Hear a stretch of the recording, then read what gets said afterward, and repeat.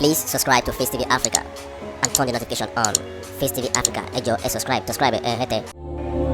Face TV was Swoby. As for the national one,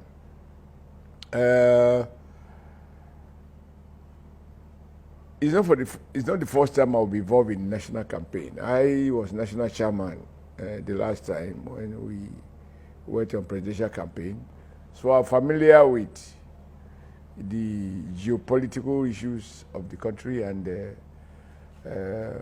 so I'm quite at home with the issues. As for managing time, that is the issue. After running several elections, we know what to do and where to do it. And above all, don't forget that our candidate, Senator Bola Ahmed Tinubu, is not also a stranger to politics. He has run elections under very, very difficult conditions. You recall when in one of the elections, a week to the elections, they changed the commissioner of police twice. They changed INEC rec 2-3 times. They changed all the EOs 24 hours to the election because the then president, Obasanjo, wanted to, by all means, take over Lagos. That was their language, take over, not win. And Asiwaju stopped them from doing it by mobilizing the people to resist the rigging. So he's not a stranger to any department of election management. It's just that he should be his own best manager, his own best campaign manager. But all we are just doing is to remind people, because in the real world, memories can be short. The challenge of managing Nigeria is huge. But the window to know who is likely, who is most suitable, better place to do it, is provided by looking at the past of the individual, even in science, in statistics. To extrapolate the future, you look at the past. So you heard me spoke a couple of hours ago, speaking to what I do know. And these are things that people can verify. We just need to remind them. And like everybody has said, most of the people who are considered to be serious candidates in this election, they are people who have been governors, just like Tinubu was a governor. And Atiku was elected the governor. He later became a vice president for 8 years. So they've all had 8 years experience on the executive branch. And so it's easy to make comparison. So this is good to me, in my view, the easiest election, because you are not marketing a stranger. You are not marketing an unknown quantity. Number 3, the other very important thing is that our candidate's comfort zone is the whole Nigeria. There is no part of the country where Tinubu has not visited. There is no part of the country where he has not supported people to run election, whether executive or legislature. And so he has a network of friends, associates, share political values. Now, sometimes we need to remind people, for example, that the current governor of Yobe State, he may not talk about it as often as I think he should. He was once, I think, vice chairman or so, assistant secretary, national secretary of the old ACN. Boss Mustafa was vice chairman of the old ACN. But this election is not about the old ACN. Just to say that Asiwaju has built institutions and bridges across all the divides, north, south, east, west.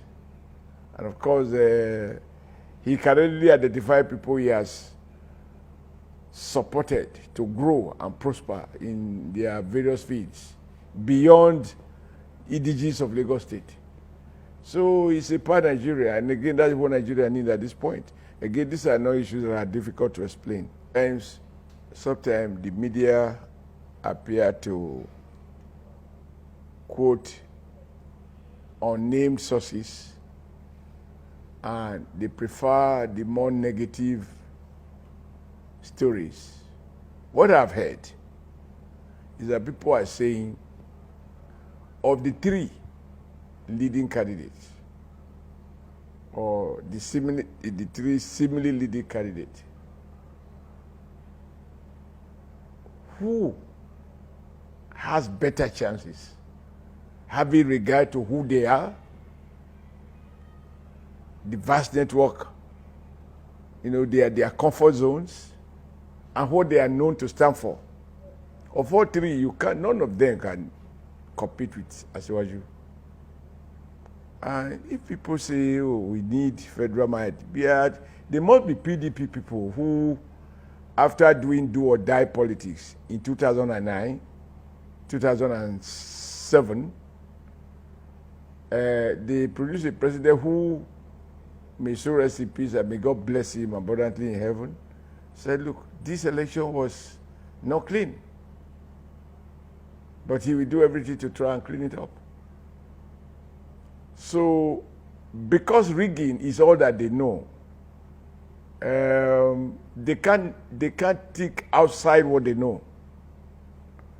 Now, that's why I needed to remind you that